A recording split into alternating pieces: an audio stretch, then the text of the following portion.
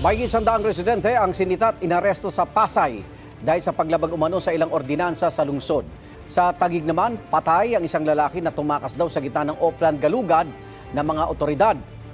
May unang balita live si Bam Alegre. Bam!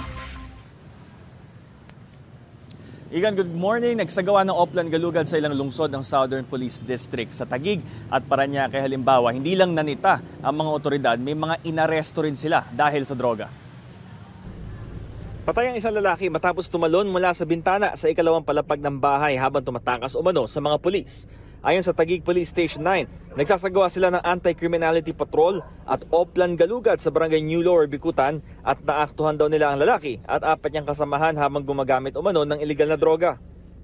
Nakuha rin daw sa grupo ang 5 sachet ng hinihinalang shabu na may tinatayang 4 na gramo katumbas na mahigit 27,000 pesos. Naisugod pa ng mga pulis sa ospital ang lalaki pero binawian din ng buhay.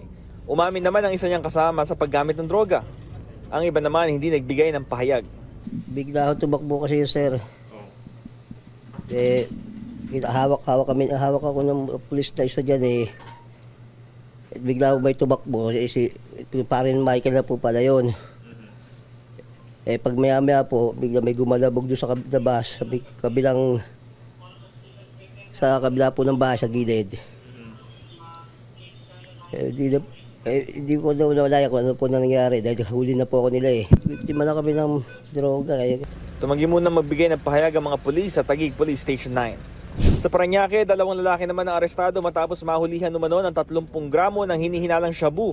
Depensa ng isa sa mga suspect, hindi nila alam na may droga sa bahay na kanilang tinitirahan. Sa bahay nito ng tito ko, mabilis ang pangyayari, hindi ko alam. Sa Tramo Street sa Pasay, mahigit 100 ang sinita at inaresto dahil sa paglabag umano sa ilang ordinansa ng lungsod. 31 nakita sa kalsada na walang suot na damit pang itaas. 4 na po ang menor de edad na lumabag umano sa curfew. Marami rin na nagiinuman sa kalye at naninigarilyo sa pampublikong lugar. Habang may 3 ang nadiskubreng may arrest warrant. Wala silang mga pahayag.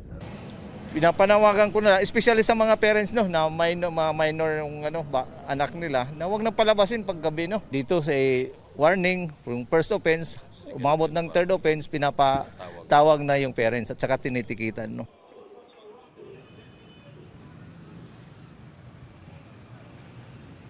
Ilan din sa binabantayang paglabag ng mga otoridad, yung illegal vending at illegal terminal. Ito ang unang balita mula rito sa Taguig City. Bam Alegre para sa GMA News.